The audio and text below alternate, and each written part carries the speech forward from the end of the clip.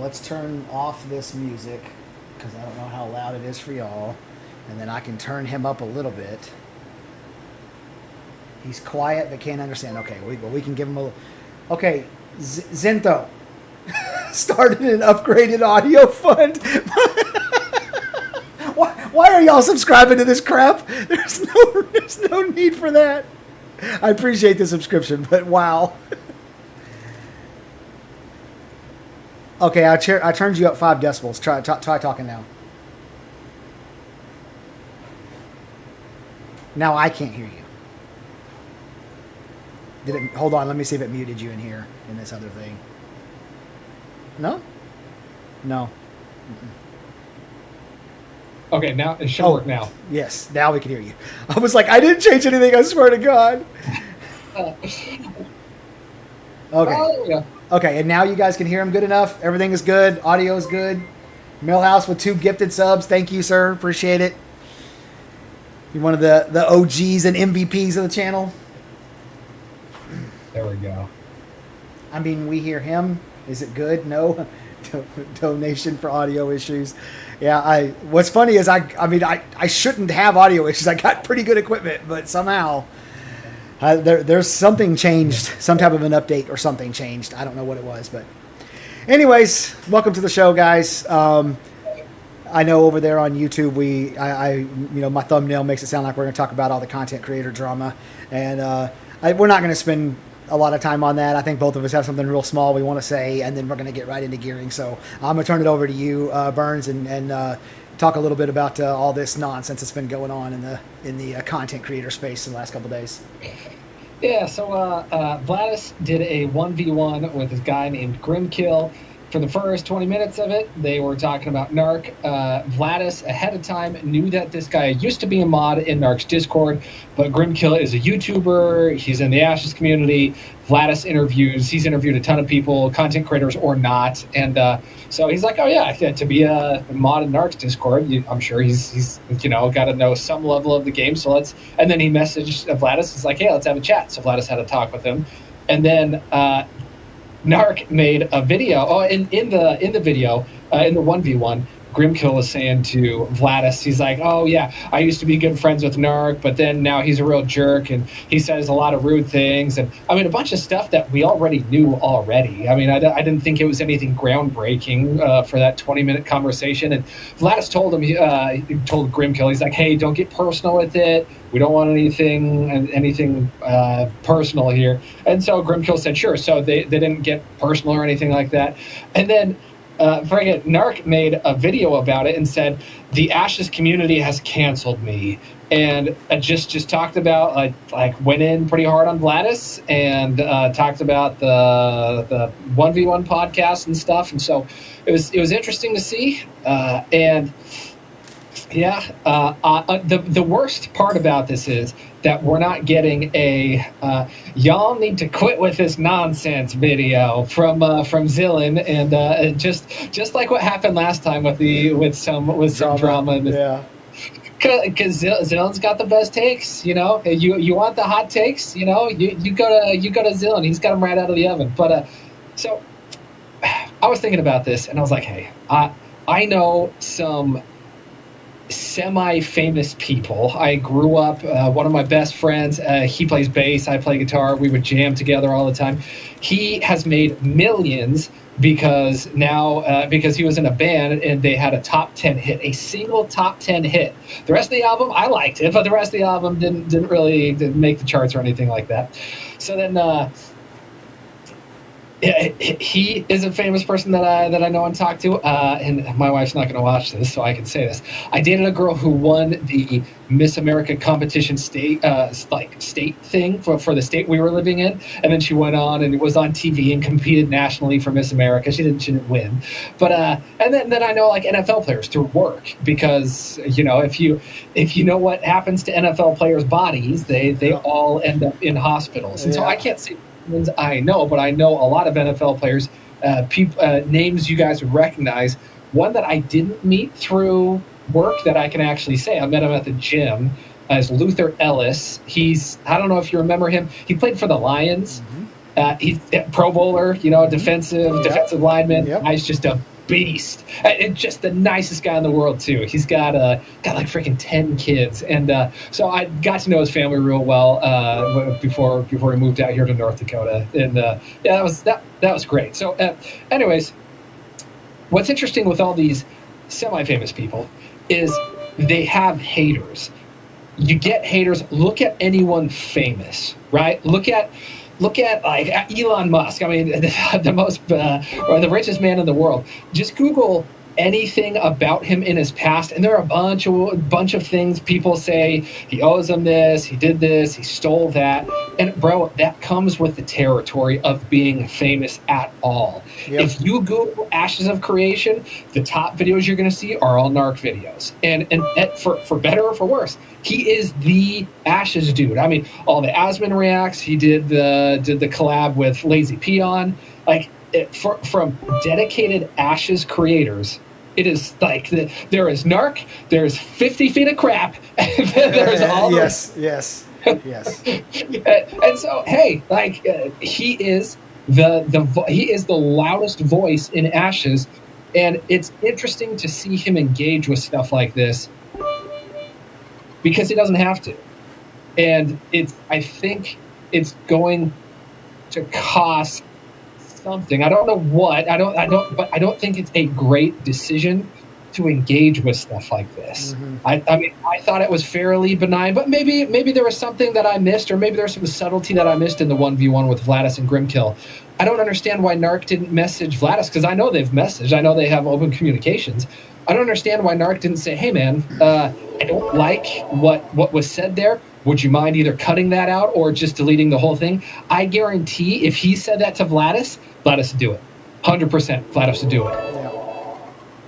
But he didn't. He instead released a video where he was kind of going in on Vladis. And now he has said a bunch of things that are factually and verifiably factually incorrect. Vladis is working on a response video right now. And he can nail Narc to the wall in some of these things. And why? Why? Like, if Narc had just ignored this, because, bro, like, in the Ashes space, he is famous. And you are going to get haters no matter what. I bet all the Zillin pregnancy scares in the past are going to come out when Zillin hits 100K, you know? So... I made those dudes sign an NDA, so it's fine. I guess the crux of my argument is that it comes with the territory of being famous. Yep. And my recommendation is act like you've been there before. Don't get brought down into the drama, because unfortunately, now this is, and it was at the beginning of Narc's video, he's like, oh, and again, I'm pulled into drama. And it's like, bro, I don't know if you want to be seen as the guy who gets pulled into all the drama and is making drama videos all the time. There's an audience for that. I don't think there's a long-term audience for that, though. Right. Yeah.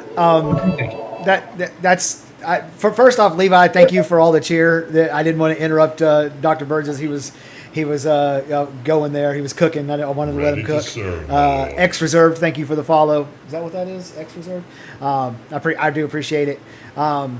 So what I wanted to say, like, oh my God, it was crazy yesterday when all that started popping off in the Narc video. Like, I had different people hopping into my Discord channel like all day long.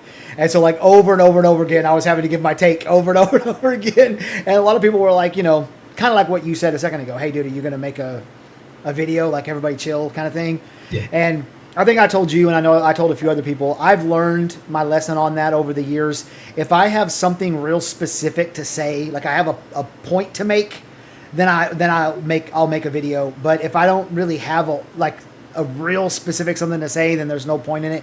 And so that's when I thought to myself, you know what? If you're going to be on, me and you can just kind of hit it real quick right here and talk about it. So what I want to say is, it's kind of a version of what you wanted to say, or what you said, but on a smaller scale, because you're talking about famous people. And I'm just talking about this stupid little niche that we're in. So, for example, a totally different set of content creators who don't even make content anymore were accusing me of cheating and buying views and stuff back in the lead up to Alpha 1. When I had like in the growth from 500 to 1100 subscribers. Like, we're talking about the smallest of potatoes, the tiniest of potatoes, the shit that doesn't matter at all. I was getting accused of that. And then you think about Narc. You may not have been around this, so you don't know this, but like, okay, one of the biggest guys at that time, and maybe he even was bigger than. Bro, I'm a super fan. I'm familiar with Jalon. Okay, so yeah, Jalon, the content creator community all talk trash behind Jalon's back, and then the content creator community, nobody really seemed to have a problem with Narc. He had like 2,000 to 4,000 subscribers, like he was doing pretty good or whatever, but it was like nobody was talking about how cringe his videos are, all the things that they say now. Like, I'm not a Narc fan for whole other reasons that have nothing to do with his video, and I'm not even going to get into it because it doesn't matter. But it was interesting watching everybody. As soon as he started blowing up, all of a sudden all the content creators started talking trash about Narc. And then here very recently, when I started making videos again and my channel started to do well again, I started getting accused of buying views again. And it's just like, I think you described it as crabs in a bucket. Crabs are trapped in a bucket and they're trying to get out. And as soon as one of them starts to get out, the rest of them start pulling them back down.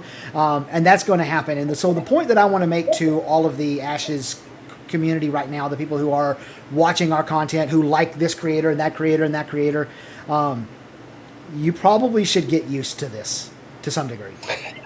Because this is going, like, you think about it. You think about all of the, let's say, the most relevant Ashes content creators, because there's probably 50 people like legitimately trying to make content, but like 15 of those are like really like relevant, known. You got the Golden Feather people, the Tangents people, the Loreforge people, me, you, Q, Vladis, Richie, Nice. I mean, that's like 15. Yeah, there's like 15 of them, right? Let me tell you something. The Pareto distribution is a universal and immutable law. It's the way that it works. It's a law that governs all kinds of things across the universe, and it definitely governs productive domains and creative domains. So what that law says is maybe one of us is going to blow up. Maybe one. Right. And everybody else is going to be fighting for scraps. And so whoever that is, whether it's you or Vlad or whoever, everybody else is going to be crabs in a bucket trying to pull them back down. And you're going to see butt hurt and tears and whining and complaining and everything. It doesn't matter who it is. And I have my speculations about the 2 or 3 that it might be, but it doesn't matter because I could be wrong, right? So I just want to tell the community, get used to it, because right now you guys are all watching pretty much all the creators because you don't have a game to play. And so you're just waiting and watching. But the statistics show that when this game comes out, you're going to watch maybe 2 creators about Ashes of Creation, maybe 3. So anyway, I just want to tell y'all, get used to it. It's the drama between creators. I promise you, it's going to increase and get worse. It's going to increase and get worse. So, yeah, that's all I wanted to say. Nice. I'm trying to go back and catch up on any chat. I was talking there for a minute and see if anybody. And Levi's just pinging the channel nonstop with the cheer. Thank you, man. A2 will throw the bucket into the ocean. Yes. It's crabs in a bucket that's about to be in an ocean. That is so good. Yes. Drama among content creators wants to be the ring girl when you and I have our first wrestling match. Okay, yeah. Have you picked out your bikini yet? Because I think I saw one at the store earlier that I was going for Wizzy. Wizzy picked out a bikini, and so did I. Okay. Perfect. That's really funny. CC should be all about promoting the game, not fighting with each other. Girls Fisting Guys, preach. Which I think is a hilarious name. So I'll just tell you this. I agree with that. And that's what I thought we were doing. And I recently found out that I was wrong. So now I understand that there is no, at least with certain people, there is no trying to be friendly and just make it about promoting the game. So whatever, it doesn't matter. We're all going to create content. Let's talk about gear and possibly crafting in Ashes of Creation. Because crafting kind of like really bleeds into gear. And you asked a question in my Discord the other day, in the voice chat of me and several other people, and like a true narcissistic content creator, I gave you my answer and never said, "Hey, Burns, tell me what you think." I'm interested in hearing what you have to say. So now You don't get it, man. I'm the one who's pulling you down. I'm sending messages to people and stuff and being like, hey, let's get Zillion's takes before he can make videos about them, so we can see his ideas. That's what we're doing. So that's all I did. Okay. You go right into that trap, I fell man. into the trap. Damn it. Me and my big mouth. Script written. I was recording the video when you were talking. I recorded the conversation. That's essentially my script. So, yeah. Okay, so let me set up the question real quick because the audience doesn't know. What do you think about RNG gear drops versus guaranteed gear drops, or maybe like a token that would let you go back to a node and then spend that token on the specific gear drop that you want, or that sort of thing? So what do you think about that, and maybe couch it in Ashes of Creation, because how it works in WoW doesn't really work in the terms of the conversation that we're trying to have. So what do you think about gear in that way? Yeah, so I think stems from the serotonin and oxytocin pathways, right? The neurochemical pathways in our brain. But I am serious. Let me explain real quick. I just want to say hi to Fat Max in the chat. Hi, Fat Max. Don't you mean Fanty MX? Oh, that's Fant MXPX, my favorite band. Yeah. Yes, my favorite band. So yeah.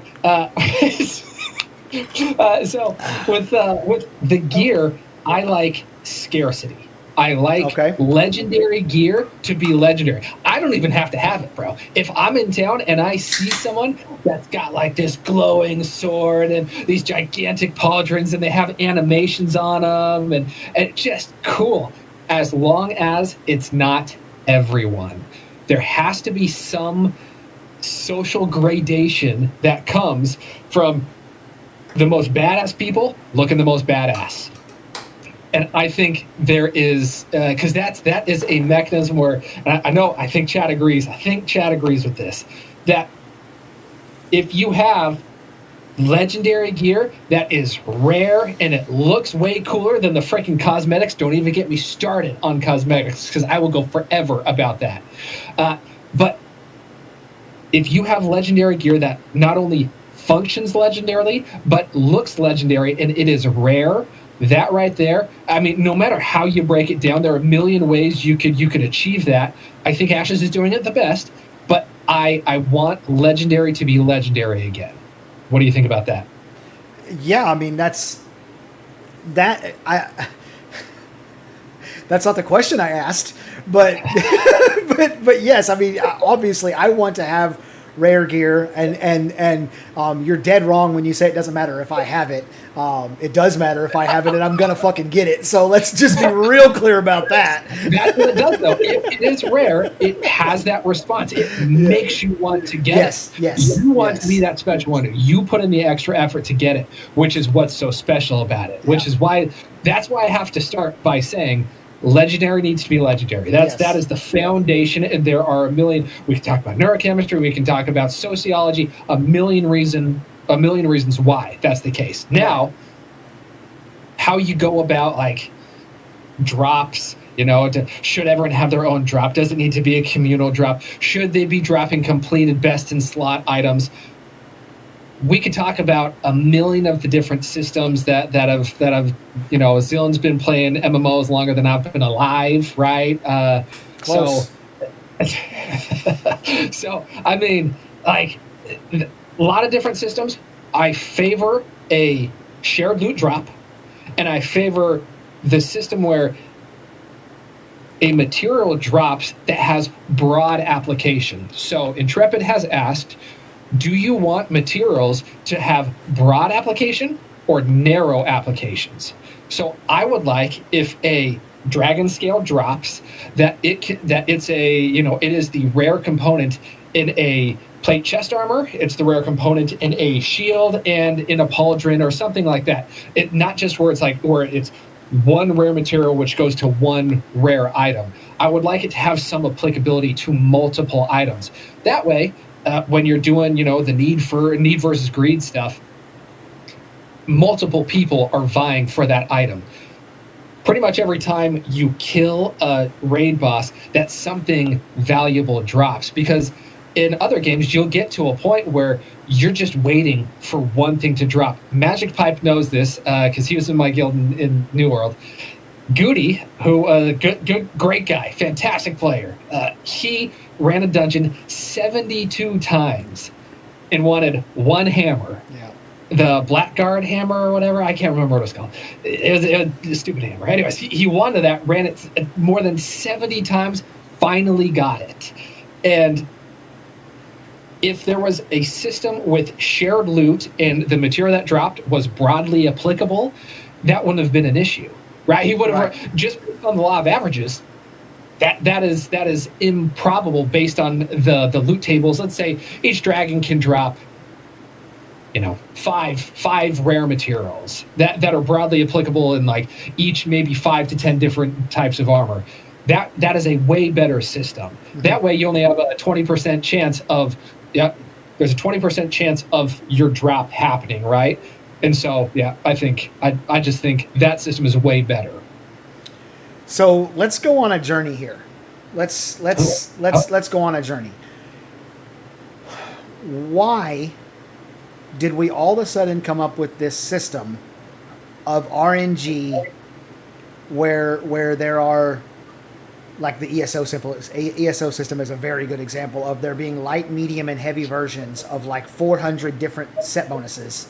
And then, of course, there's also the different armor pieces, the legs, the head, the chest, or whatever. And every time you kill a boss, you get an RNG chance of getting one of those set bonuses at light, medium, or heavy, and then the boots or the chest or whatever. So it's like this infinitesimally small chance to get the specific item you need. You need light boots of Hunting's Rage, but how frequently is that going to drop? Okay, why did we get to that? Where does that come from? And by my estimation, that comes from personalized loot. The thing where when you kill something, everybody in the group gets something, so that nobody feels left out. That sort of nonsense. And when you do that, you can't have things that drop like tokens that allow you to go get exactly what you want, for example, or even a gear or not a gear, a material that allow you to go craft whatever you want. Because in 3 weeks you'll be geared to the nines, and then you're done with the game because the games have no in-game systems and they're crap and all that stuff. So what they did was they said, oh well, how do we slow people down? RNG. Right. RNG, we're going to throw RNG in the game. And so then you do that, and so now you have all these players all trying to get, just spamming the same dungeon over and over and over and over again, trying to get the exact piece that they're looking for, right? So if we're throwing that out, which we are, because they've already told us that it's not going to be personalized loot. It is going to be, like you said, shared loot. You're going to kill a raid boss, and 4 material pieces are going to drop, and you used 50 people to kill the raid boss. So 4 out of 50 are getting an actual upgrade, right? And ready to serve. Thank you for the follows from Aberrad and whoever it was that just followed before. I appreciate y'all. Thank you so much. Grogus, I think it was. But yes, you're going to be getting much less frequent upgrades, much less frequent, which I'm totally on board with, because it slows you down in a totally different way and makes it where you actually have like some meaning behind what you're doing, and also it makes it where it's I'm working on a video right now about Ashes having anti-zerging mechanics to it, and this is part of it. Like you're less likely to just join a random group of anybody, just hit the join button and run in there and kill a big world boss with them now, because they don't know you don't know them, you don't know what the gear rules are, the loot rules are, whatever. So you're just helping them kill the boss for potentially no reason whatsoever. You're more likely to communicate with them, learn about who they are, ask them what they need for you to do, form bonds, form relationships in a social game. Oh my God, I'm shocked to my very core. So I'm on board with the non-personalized loot. I am. I like the shared loot thing. And so if you're going to the shared loot thing, I think that you were really close to where I want to be. I like the idea of materials dropping that allow you to make multiple different pieces of gear. Like, this one can make a chest plate, a shield, a sword, or, a staff, and that's it. And then the other one can do other pieces or whatever. Right. Here's where I derail from what you just said. And it's like a personal choice thing, I think. I want And this is basically what Intrepid has promised. So basically what I'm saying here is I want Intrepid to keep this promise that different nodes leveling and de-leveling will cause different raid bosses and world bosses and dungeons to spawn that have different loot tables. Yeah. So you can't have it where, well, you can, but I'm going to get into this. But the idea of a tier 6 crafting material that it takes to make the tier 6 gear, which I don't know if that's the highest gear, I'm just assuming because of like it tiered with the nodes, but whatever. Sure. So you're making a tier 6 chess piece. It can't be the same from that node to if you de-leveled that node and leveled up that node and killed that world boss, or if you de-leveled that node and leveled up that node and killed that world boss. It can't be the same. Right? So here's what I'm thinking. The material for the chess piece can be the same. I don't have a problem with all that. But it should also drop material that goes into whatever the system by which we're going to put magical components onto gear, like increased crit chance, health steal, all that stuff, and have those be different based on which nodes you're on. So, like for example, you might be on a server that no one has health steal. There is no health steal anywhere because no one's ever leveled the proper node to get to be able to kill the boss that drops. Or one of the maybe 5 bosses or whatever that drop the health steal material that makes that spellcrafting stuff. So, but it doesn't matter how you do it. I just want it to be where different nodes leveling and de-leveling causes different bosses, which causes different material, so that not everybody has access to the same gear. Because I think it helps break up the meta. Well, here, I heard you say that you disagreed with me, and instead of listening to you, I just started thinking about what I was going to say, but really loud. So I'm not actually even going to respond to that just because I have things that I need to say really loud right now. Okay, go ahead. Yeah. I agree that if you want a different item, though, you want the chest piece of the defender, and I don't want multiple bosses to be able to drop the rare item, the rare ingredient of the chest piece of the defender. I want one boss to drop the scale for the chest piece of the defender, right? Maybe it's an ogre and it's his nipple you chop off or something like that. Makes sense, actually. That's the rare ingredient on the chest piece. So I want very specific things for that. So it matters for nodes to rise and fall, for different content to actually matter. Because let's say if you have a dragon scale, right? Let's just say you have a top tier dragon scale that drops from 7 different dragons across Vera.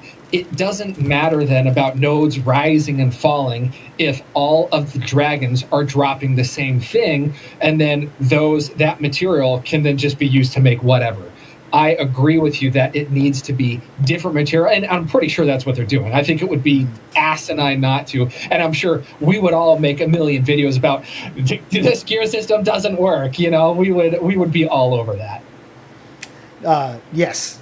Well, I think the Alpha 2 community would jump all over it. Somebody pointed out in chat that they don't think that they said that Discord is using the wrong mic, but we're not in Discord. Can you check which mic is being used inside of? I did. What I can do is I can change it, and then I can change it back. So let's change it to something else. We're using Twitch Guest Star, by the way, for those of you who know. So you have to. That's where he would need to change the mic. Testing. Okay, I have multiple different Rode duos. It doesn't really sound any different to me. I need chat to tell me. No, you still okay? Good. All right, let's change this. Okay, changed it again. I need chat. Tell me if this is any different. That actually sounds different on my end. So far, no changes. This is better or worse for you, Zilla? Oh. Just for a second, it sounded worse. Guess it doesn't matter now. I will tell chat this, and this is funny. I have a buddy who's like serious audiophile. He's got like $600 headphones, and he like picks up the tiniest little details about the voices, and I am the opposite of that. It all sounds the same to me. People will tell me that I sound like a can, and I'll listen to the monitor so I can hear myself, and I'll change the things around. I can't tell the difference. So you may sound like crap in my head, and I don't even know it. So there's that. What if we just talk on Discord and you have that audio playing through the audio here? Oh, with that there'd be a difference between the video and my audio. Probably not. Yeah, there would be. Oh, you don't think so? Here, I'm calling you in there. I'm muting you in here. I have to. Hold on one second. Let's see if we can fix it. Okay. How's this? Okay, how's that? Do you guys hear him better? Can you hear me? It's probably way too loud now. Is going to be my guess. Everything's like ah. Same. Well, see, it's now it sounds different to me. This is some BS, man. Kind of samey. I got nothing, guys. I got nothing. Kind of sick. I think that's a Zillion issue is what that sounds like. Yeah, Not Tron. Number, I wouldn't put it past you. I really wouldn't. Well, if it's the same, let's just go back. Go back. Okay. Yeah.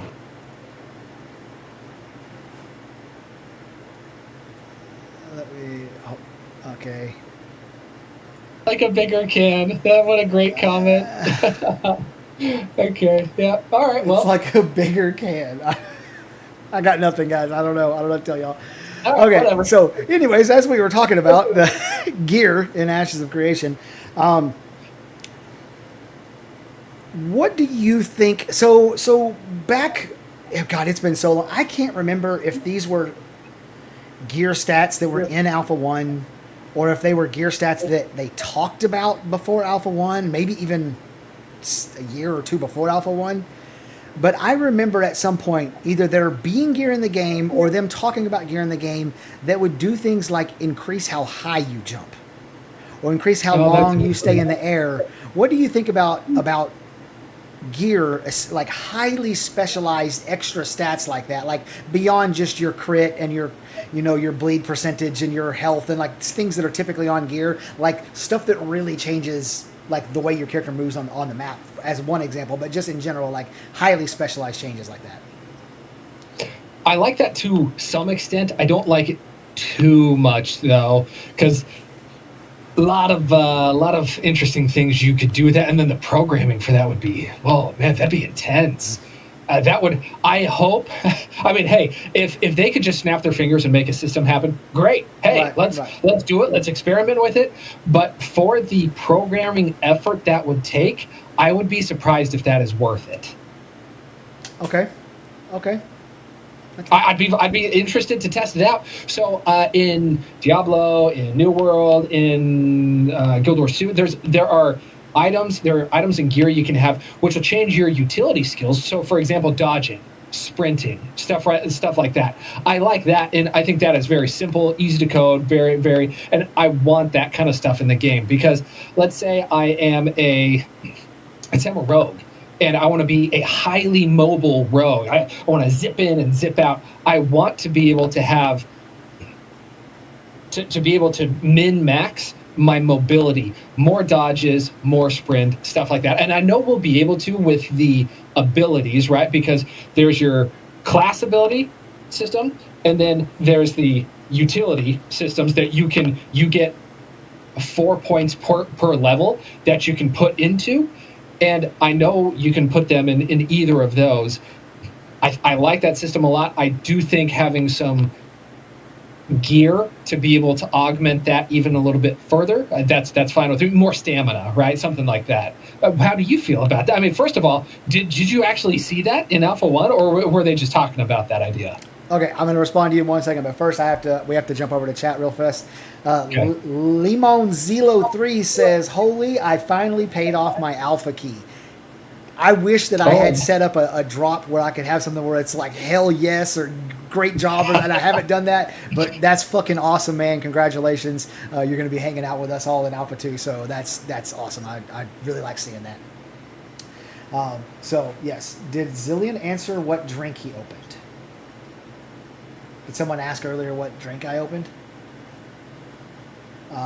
Okay, well, whatever. It's almost always a Dr. Pepper. So that's the answer to the question. A true Texan. A true Texan. Yes, a true Texan, yes. I heard you open a can. Yes, it was Dr. Pepper. If you hear me opening a can, it's one of two things. It's either Dr. Pepper or whoop ass. It's one of those two. So, okay. So to the question, number one, did we have those in Alpha 1? I don't think so. I think they were just talking about it before the Alpha 1, but I remember I made a video about it. They either talked about it or there were screenshots of gear or something that showed them with those types of bonuses. Jumping higher is one that I specifically remember.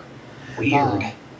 And then if you watch some of those old Ashes videos, like the movement is way different. It's almost like a parkour style. They're jumping across huge chasms and stuff like that. Yeah. So at one time that may have been more along the lines of what they were thinking, and then for whatever reason it may have been scaled back. As far as what I think of that, I'm of two minds, because one of them I kind of agree with you that like the coding and programming of that is intense. Especially if you do a lot of it. Someone else pointed out in chat that they didn't want to have to like collect all that gear, and I think that's a little bit of WoW brain, like thinking that you have to collect everything. We're not going to be collecting everything. That's completionist in Ashes will be very hard. Yeah, that's like damn near it'll be impossible because there are going to be things that you can't actually control. So being a completionist is impossible in Ashes. I think it's going to be pretty much impossible. So I'm from that perspective, it doesn't matter. However, I do think back to ESO, and it's funny that this is like the Ashes of Creation / ESO stream, but ESO had gear that made you run faster, like literally run faster on the map and increase your stamina and stuff. And people figured out that if you were a specific race, I think it was Argonian or Khajiit, one of the two, I can't remember, but which they had a natural movement increase. And there was basically builds that the build was designed to move you on the map as fast as possible. You were way faster than somebody on a horse.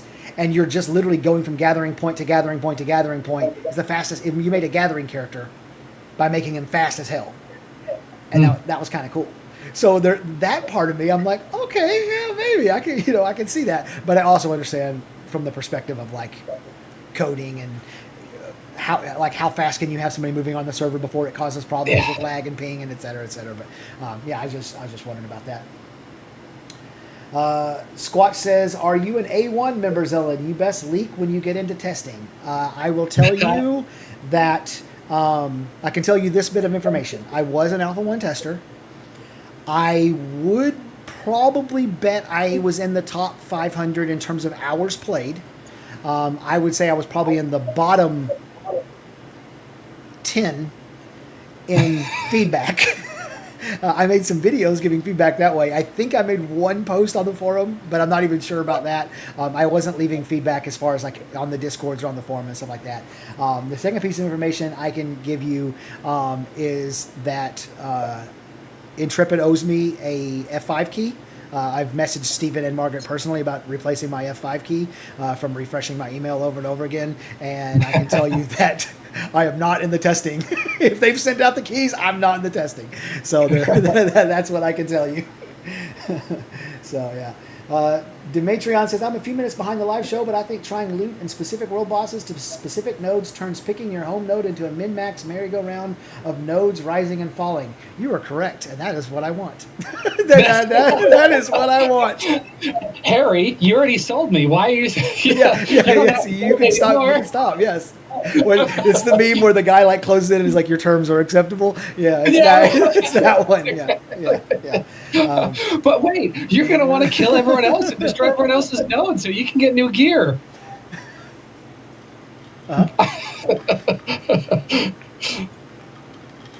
Exactly. I mean, that's just it is more content. It's more reason. It's more friction, which is the design of this game is to have friction. To have friction, and it's two words. I mean, really, it's risk, scarcity, friction, and meaning.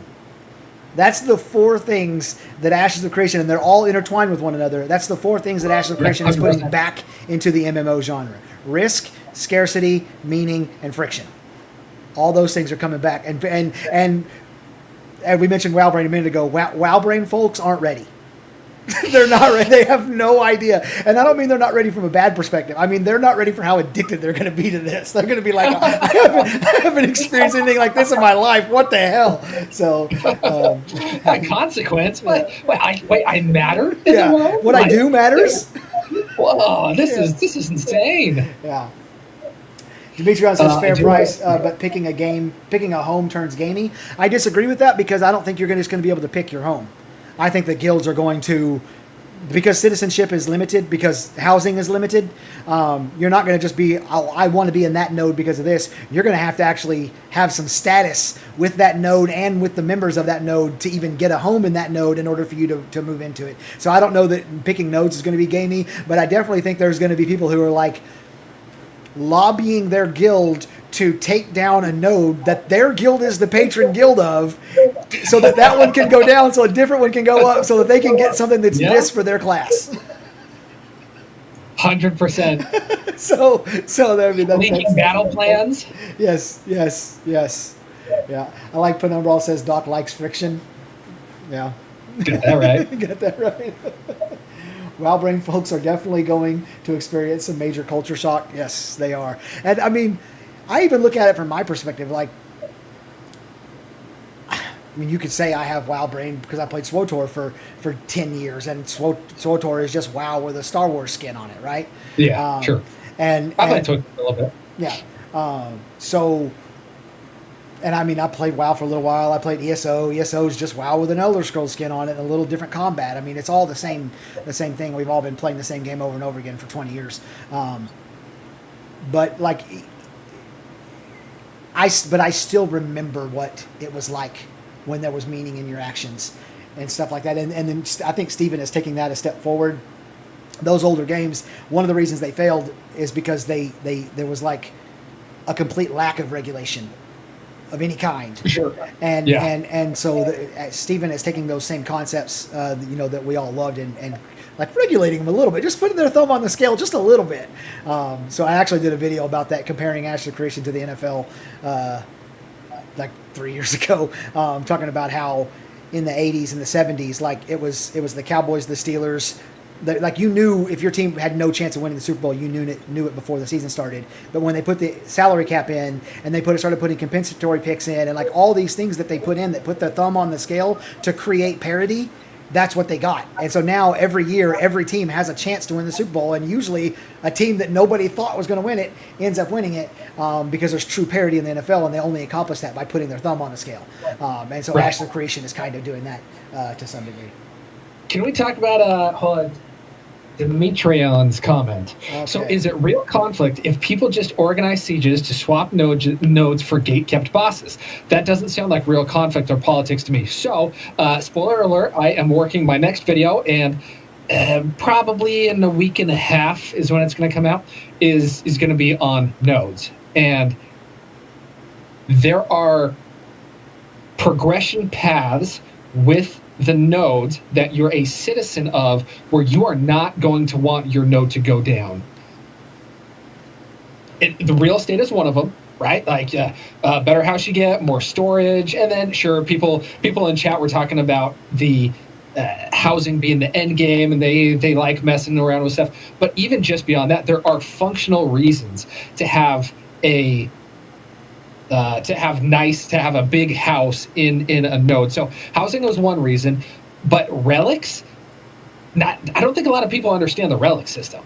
So relics are hugely impactful in the game. They provide passive bonuses to your stats. Steven described one relic as what he calls like an allspark type thing, where he said it's a dragon scale that will shed off a dragon scale once every period of time, and that dragon scale is equivalent to what the neighboring boss drops. Mm-hmm. So instead of going to kill that boss, you could just wait and you can collect a scale that drops once every 2 weeks or whatever from this allspark thing for all of the citizens. So that's another example of a relic, and I had to dig through. The wiki didn't even have some of these references beyond the wiki for this. So, there's why are you calling out Lex in the middle of my stream, man? That's not cool. People like Lex. That's great work. But there's one relic that will grant you access to a special crafting table that you wouldn't have otherwise. So you want these things to exist. You want your node. You're going to want to keep your node. You're just going to want to like rotate through everyone else's node. Correct. And then the people next to you, they're going to want to keep their node and rotate through your node and everyone else's. Yes. They're creating vertical progression pathways for citizenship in nodes beyond just the leveling of the node up to tier 6. There is a reason that you're going to want to keep your node. Several reasons. I'm going to respond to that, but I want to announce to everyone my next video title is going to be called Lex Just Got Canceled from the Ashes of Creation community, and so expect some more drama coming up real soon. Hey, bro, this is Sandbox. We're sandboxing the game. We're sandboxing creation right now, content creation, because they're not giving us a ton yet right now. Yes. So we got to make our own. We're making our own. That's right. So one of the things that I talk about in my upcoming video, that's not the actual title of it, I talk about how the type of node you live in, the level of that node, and your status within that node are probably the 3 most important things that you will have in Ashes of Creation. It'll be more important than what guild you're in. It'll be more important than what gear you have, what level you are, what crafting skills you have, any of that stuff. You are going to want to be in a node type that synergizes with what you want to do in the game. You're going to want that node to be as high level as it can possibly be, and you are going to want to be as have a highest status or standing within that guild or node as you possibly can. It's going to be extremely important. And those things are going to take real life months to achieve. You're not going to just become a patron guild of a node in a week. Right. Or hours. It's going to take a long time. And so Demetrion, I see the point, and it was one of my early concerns when I was first started looking at the system, but I think I came to the same conclusion that you did. Maybe I got there a little differently, but that you are not going to be throwing away your node citizenship willy-nilly. That might happen amongst some tier 3 nodes. Maybe some tier 3 nodes will bounce around, and people will just go try to open up dungeons to get specific gear to help them level from 25 But even then, there's a cooldown. Yes. We don't know what it is yet, but it's going to be significant enough where if you're trying to do that, you're going for long periods of time where you don't get the benefits of being a citizen from a node. So this cooldown, I think, makes your decision and makes it have meaning. And I'm going to do a Jordan Peterson impression in one of my upcoming videos where I'm going to be talking about different maps of meaning, And it's like what provides meaning. Mabari does an amazing Jordan Peterson. Does he? He does a great Peterson. He does a hit him up. He was asking you for voice acting work, and there you go. I'm telling you, it's amazing. Good. It's amazing. You'll love it. I don't think that nodes leveling and de-leveling on like he said, like a gate kept. The alliances are trading nodes amongst each other. I don't think that's going to happen, especially once you establish yourself in a node. Like, just because you allow the enemies through the gates to take down your node, because then you're planning on going and becoming the patron guild of a different node, doesn't mean that there's not another guild that is just waiting at the opportunity, and they're going to jump in there and they'll beat you to it, and you'll never know if that's going to happen or not. So there might be some early attempts to do what he's talking about, but I don't think it's going to become commonplace at all. Right. And then, so with the nodes comes crafting tables. There are limited spots for node building types to be created. So we saw in the mayoral live stream, bro, that is the gift that keeps giving. Yes. That is the best live stream by a long shot. And a bunch of people were so disappointed. And it's like, just watch it for like 5 minutes with like a magnifying glass, and you realize how much of the game they showed us with that. Most times we're watching the game through a straw. Yeah. That you're watching through like a McFlurry straw. Like you can see a decent network now. Like, I went paper towel tube, and you went McFlurry straw. That was I want beautiful. McFlurry right now. Yeah. Now you just made yourself want to have a McFlurry. So the mayoral live stream showed us there are exclusionary paths that you go with the buildings. So, for example, they went smithy. You can go weaponsmithing or armor smithing from that, or you can go like a different, like a metalworking route, which I think has passives for the weaponsmithing or the armor smithing. So, for example, for the for the weaponsmithing paths, there's bludgeoning, there's piercing, and there's slashing.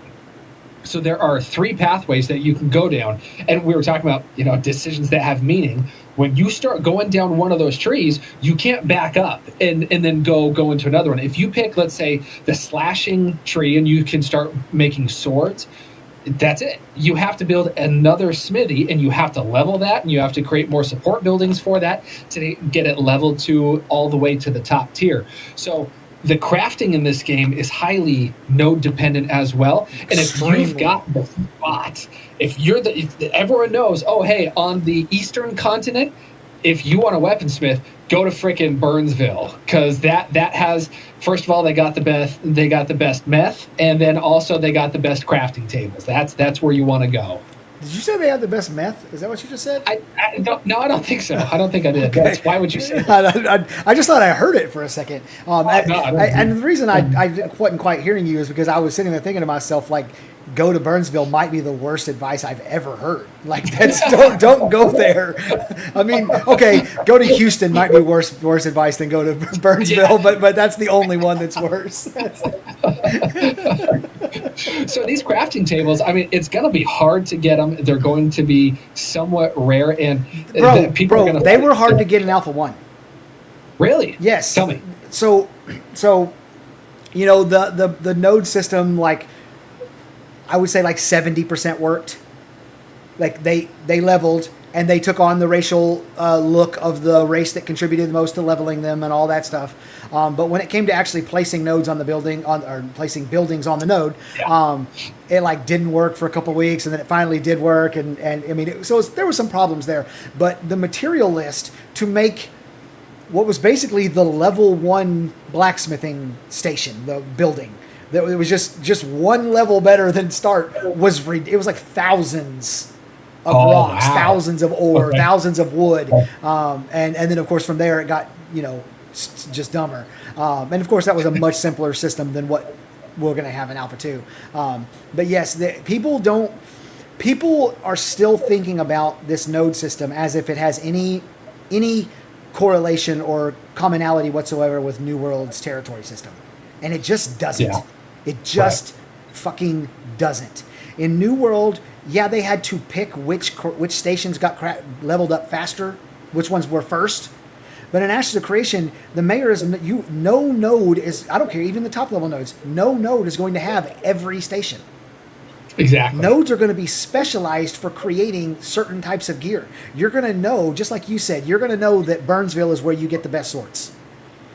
And everybody on the whole map's going to know that. And if you decide you want to switch servers and start over, the best swords might be in Zillenville. You know what I mean? Like you don't know where they're going to be. So the node system is so much more intricate and so much more complex that I think that a lot of people have. I still think that a lot of people have massive misconceptions about what it is, and this I think is a real problem that Ashes of Creation and that Intrepid is going to have to solve. There are people who are involved in the community of this game who've been watching the development of this game for years who don't really understand the node system. We're about to have hundreds of thousands of people come in who've been watching the game like this. The node system, they're not going to understand it. They have got to come up with some kind of way to really show new players how nodes work and why they are extremely important to everything. Like your node, not the knowledge of nodes and like what type of node you're going to be in and all that stuff needs to be at the forefront of your mind from day one of launch. Like you need to have already figured that stuff out. And if you've done that, you're going to have a massive advantage over the ones who haven't. And so that's a problem they're going to have to fix. Yeah, and I talk about this in my next video because all of the effort that it's going to take to build up your node. Let's say you want Zillan makes a video on, hey guys, this sword is the best sword for if you're a tank, because Zillan's going to play a tank. Let's say, hey, you get all tanks, you suck unless you have this sword, and then all of the people are going to be like, oh, hey, we need to change our server to look like whatever it needs to look like, so all the tanks can get access to this sword. There's and then the node that like is keeping that from happening or whatever. I mean, there's going to be some really good friction, but it's going to be. They brought it up in the Node War live stream where in New World there was a big problem. I talked about this in my next video. There was a big problem where about 1%, Magic Pipe will attest to this. About 1% of the players cared about the city, right? Like you had to do town boards to give the city experience, so that the city then could use those experience points to build up the crafting stations to a certain level, and nobody cared to do it outside the controlling node. Yep. So you would have however many thousands of people on your server, but yet you would have 50, maybe 70 people who cared about the city itself. Yes. And everyone complaining about it. Why does this city not have this? But no one would put in the work for it. And so it's going to be really interesting to see, because they're aware of this. Chris Justo, he's the guy. He is the lead designer on the node system. That is his job. Everything nodes is Justo. And then Bucky helps too. Bucky helps with nodes and combat. But anyways, Justo said in the Node War live stream that there has to be incentive for the average player to want to participate in the node system, to make it grow, to participate, like you were saying, the thousands of rocks to make these smithies or whatever. And I think they accomplished that in a few different ways. But sorry, we're getting off track a little bit from gear, but I think they're going to accomplish that. Okay, good. I really hope they do, because that's I think about that a lot. One of the videos I made way back, like maybe in the first 10 videos I made, was about the node system and how the node system is intertwined through all the other systems. And if they somehow make it where the average player doesn't understand what the node system does, like you're spending years of development time on something that everybody's going to ignore and is intertwined into everything else, and the whole game is built on. That's a fucking problem. They definitely. That is what you just said is the intro to my video. Just clip it and. Yeah, that's it. Done. Yeah. All my videos, you'll notice they sound slightly Texan. That's because everything I say is just copying whatever stupid shit I say. Oh, well, fucking good luck with that, I guess. So tell me, what types of bonuses you want to have on gear, as far as like the stat bonuses. There are the boring ones, and then there's the kind of specialized ones, and I'm looking for something kind of in between. Like, what are you thinking of, like, you would, from a cleric's perspective, because obviously that's what you're going to play. Like, what do you want to see? Faster casting, or what do you want to see? Yeah, so you can go Diablo 4 route, where everything, your perks on your gear have such a drastic change to your abilities that your abilities in your tech tree, your personal ability tree, doesn't really even matter as much as the perks on your gear. Did you play D4 at all? No. Bro, it's horrendous. And I paid $100 for it too. I'm such an idiot. So I didn't know. I thought, hey, I'm wrong. I've been wrong before. It was a Tuesday. I remember that it's happened once before. Yeah. But like the Diablo 4 thing, I didn't pay attention to hey, I didn't pay attention to all the YouTubers that had done the testing before that said, hey, get your build up until this point, because then when you're max level and you get this BIS item, then it completely changes your build. I hated that. So I built my build from the ground up. I cared about my abilities and my gear all the way. And then when I got the best in slot items that drastically changed my abilities, it completely flipped my build on its head. I had a good build, and then when I got to max level, relative to the other things I could have had, my build sucked. How many hours do you think that cost you? No, not many. Diablo is quick. It's easy. That game, it's mindless. I would hang out in Discord with Magic Pipe and Goody, and I guess Magic. I would hang out with Goody. Magic wasn't around at the time, but anyways, and just shoot the breeze, because that game was so mindless. I just want to point out that the moral of your story is, chat, you should hear me when I say this. I'm talking directly to you. Look, listen to your YouTubers, because they'll save you a lot of time. just throwing that out there. Listen to your YouTubers. That's let's break our arms. Yeah. So I don't want it to be that drastic. I do want there to be cool things. Obviously, the waterfall stats, different stats on it and stuff.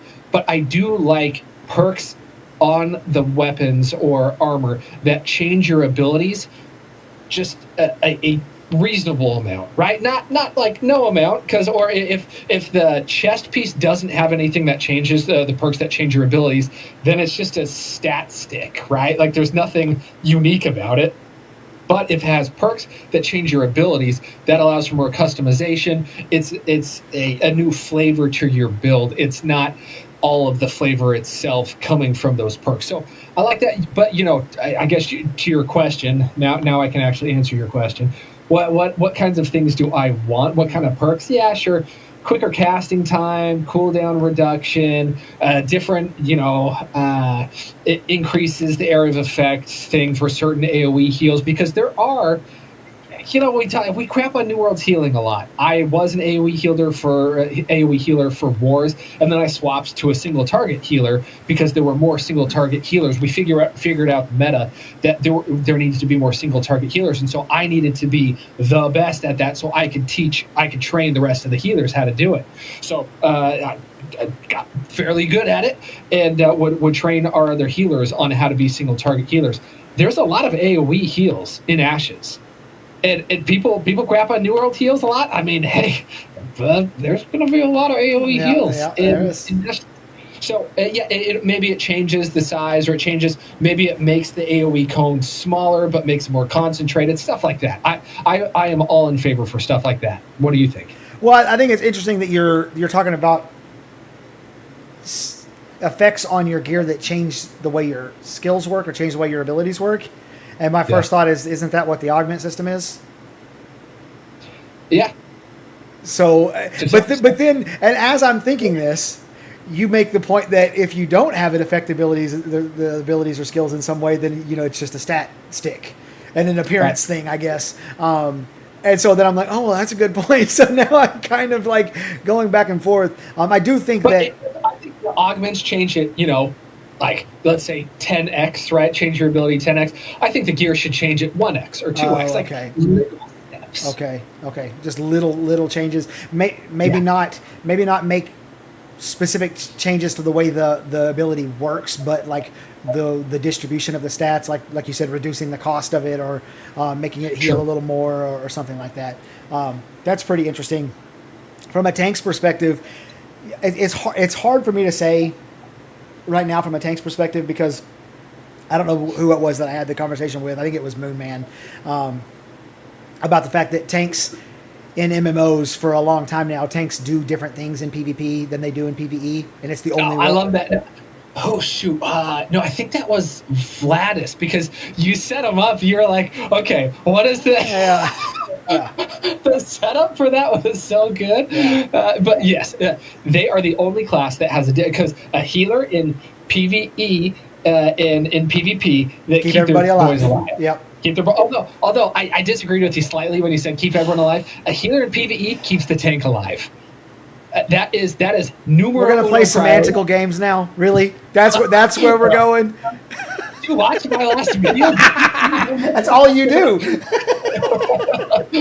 Steven, some nodes have instancing is different than some nodes are instance. It is. It's very different. It's very different. But anyway, so because we don't really know what the role of a tank is going to be in Ashes yet, it's hard for me to really say. But like just based on the things that they've shown already, making the tank wall last longer. Obviously, more health and mitigation is always fun. Health steal is always fun on a tank because any amount of healing on a tank makes them so much harder to kill. Stuff like that. Increased duration of the various defensive abilities. Reduction on the cooldown on your taunt is always fun, so you can spam your taunt a little more. Stuff like that. But again, I'm going to have to wait until we get into the game to really know what I think that they should have as far as stats for a tank, and then at that point, it's probably too late to change. So, I guess we're just stuck with whatever we get. Laughable says, "Cute beard, Doc." Real sweet. I appreciate it, Laughables. Thank you. I'm just sitting over. I guess I'm just chopped liver over here. I'll work on mine too, but whatever. Yeah, let's catch up on chat. Oh, okay. You got some chat you want to get into? Well, yeah. Would you rather heal an absolute stallion of a PvP or teammate, or focus on the entire team? Thank you for the cheer again, Levi. So what are you keeping the whole team alive, or are you healing the Chad? You have to be. Guys, this is so wholesome. Look at this wholesome content we're getting here. Collectively, this is so great. I'll come in there and say goodnight to you in a little bit, okay? Okay, good night. Not good night now, but I'll come in there and say good night. What? Are you putting me? She was like, excuse me? Okay. So yes, I want the answer to the question. Are you keeping the Chad alive, or are you trying to keep the whole team alive? So in New World, and Magic Pipe will attest to this, you had to be worth healing for me to heal you.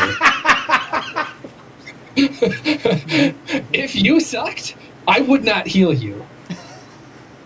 And in fact, there were several. Yes, exactly. Gotta earn it, man. Because if you suck at healing, the job of a healer is to preserve life, right? Yeah. And if that life sucks, why would I?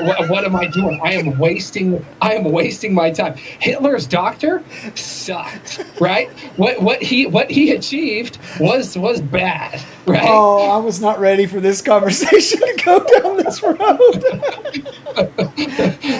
So,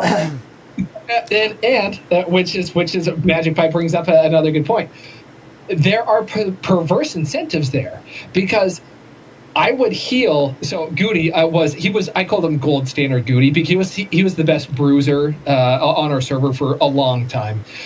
Bruiser is the melee player that kind of they have a war hammer and an axe and stuff, and they have a lot of HP. And so I would focus a lot of heals on Goody. And bro, his stats at the end just were insane. I mean, 47 kills to 3 deaths. Right. And it's just insane. And he did that day in and day out.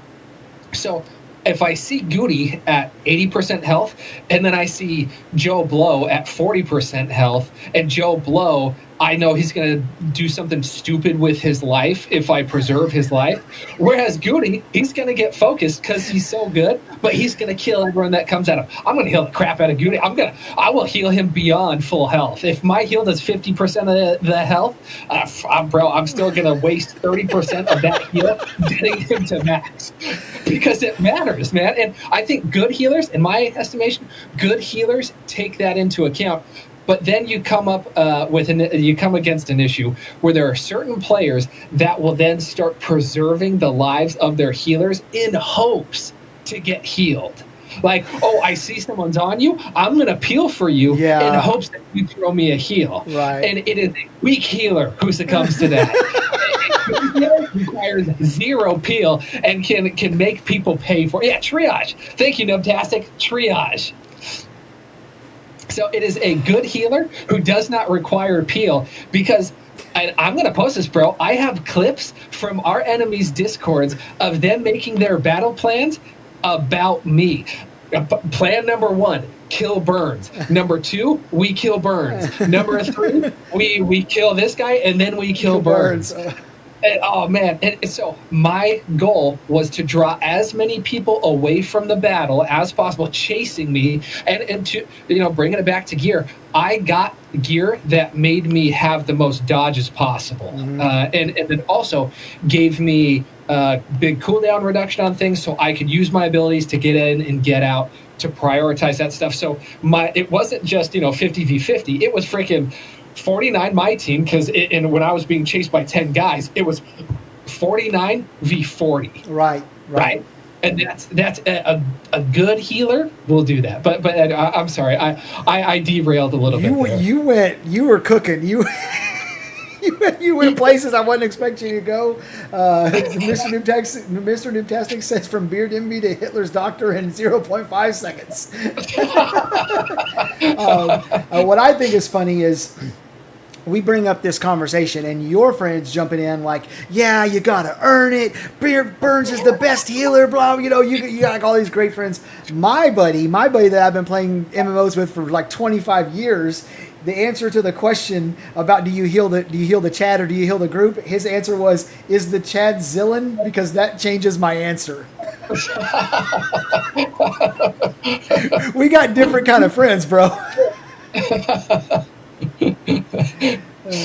Bro, I developed a build and refined it based off of being chased so much so hard in the first 6 months of the game existing, and it made me uniquely good at a build that no one else really. Well, I mean, there were actually a couple people that got pretty decent at it. Thorazine was another guy. It was. Well, wait, I'm sorry. Did you say Thorazine?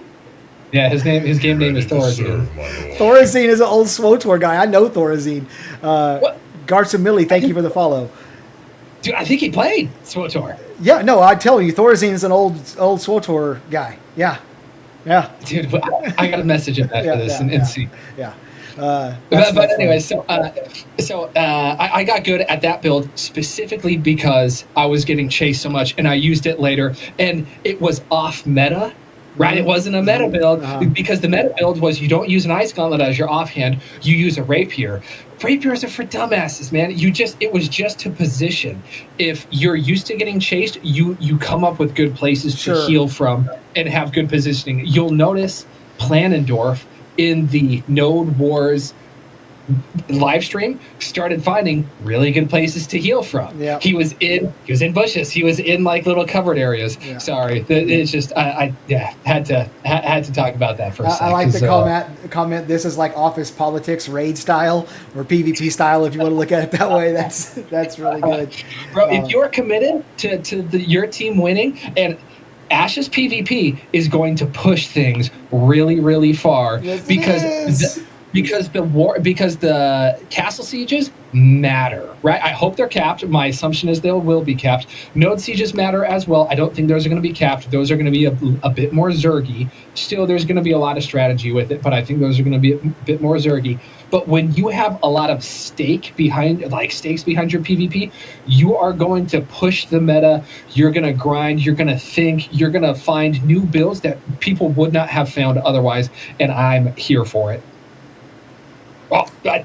PDX, preach. It's a positioning crutch. It was easy because it was easy to replicate, and that a lot of times that's what the meta becomes is the most effective thing that lots of people can do. Yep. And what people, there are people who go beyond that, who are doing the extra stuff, and they never tell you what that extra stuff is because obviously that's part of the secret or whatever. But it invites, if you're telling someone, hey, I'm using this non-meta build and it's awesome, let me show you why, you're inviting criticism from people who say, well, but everyone does it this way. You shouldn't be doing it that way. Yeah. I got kicked out of a guild for albeit 6 hours. Because I had to quit. I had a board exam. I came back. I mistakenly joined this other guild, and they kicked me out of the guild because I wasn't running a meta build. Because the leader of that guild was a crutch reliant healer. Did not like the build that I was running. Didn't like that people were saying Burns is good until I got booted from the guild, That and then sounds all about hell right. broke loose. And so then he had to invite me back, and I made him do a public apology, and then I played for a few more weeks in their guild. I made sure their guild got destroyed, and then I was waiting in the wings to start a new guild with my buddy Captain Snacks, and we did. So if you guys want to get Burns in your guild, message him. I promise you, it's fine. Nothing bad could possibly happen. I won't crater your guild. Squad says, man, I want Burns on my side. Yes. Okay, so let us get into a conversation we talked a little bit about crafting, and we may finish off a little bit on crafting here, but a conversation that got a little, it wasn't really heated, but definitely disagreements in Discord when you were in yesterday, and that is durability on gear, and the fact that gear will just cease to exist at some point. You will have repaired it to the point of it not existing anymore. What's your thoughts on a system like that, where like any piece of gear you get, eventually you will not have anymore? Yeah, I like it because, like Magic Pipe said, it adds to scarcity. You can't rest on your laurels. It is a constant thing that keeps you pushing, keeps you going. The top dogs can't just become top dogs and chill. They have to keep working. Mm-hmm. Otherwise, someone more ambitious than them will take over. And this system enables that. Yeah. So the dissenting voices yesterday.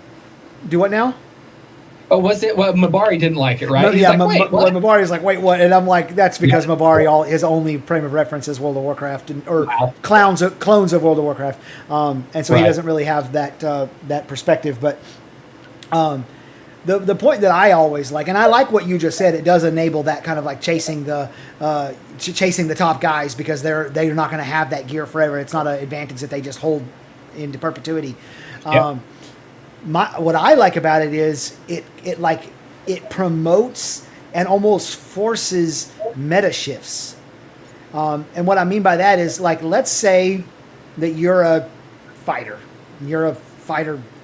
whatever that's called. I don't even remember anymore, but you're a fighter. You're doubled down on, is it Juggernaut? Is it Juggernaut? Weapon Master? Okay. Something with something like anyways. that. So you're a fighter. Okay, you're a weapon master. You're double down on that, and you know that you're on the Eastern Continent at some point for some reason, and a world boss pops up, and you're able to help kill the world boss. You don't even live on that side of the continent. You don't live on that continent, but you're just there for for whatever reason, and you end up winning the role, and you get this two-handed battle axe of health steal, and it has 17% health steal or some crazy number on it, right? And so you go right to town and you do the quest that allows you to change your secondary, and you go to fighter cleric to put more heals into your setup. Sure. And so you double down on I'm healing myself while fighting, and that you take over, you're a badass, you're hard to kill, you're awesome, all that stuff. So people are changing what they're doing with their builds in order to stop you, especially in your area, in your region of the map, because they know that you do that. So they're like, oh, we don't know what this is going to be yet, but whatever status effect that you may be able to confer that reduces healing, as an example, you may change your build like that. Well, you use that for 3 months to however long it is until you've repaired it enough times that it disappears and you no longer have it. That node that was level 6 that allowed that raid boss to spawn, that got you that thing, that in that time frame, that node fell. Now you can't replace your gear. You cannot replace your fucking gear. You have to come up with something new. You have to change your build. You have to come up with all kinds of new things, which then forces everyone else to start changing their build, because they no longer need the build that has the disease that stops the healing, because you're not healing anymore. It creates wild meta changing. Just blew my mind. Bro, the nodes that exist on the map, where the max level nodes are, that's what allows the server to have certain gear. right? Yes. Like if you have nodes in X configuration, then they're only allowed to have X gear. If you have nodes in Z configuration, you will only have players with Z gear. Correct. Maybe there will be a little bit leftover X from like the tail end, but it won't last forever. Wow.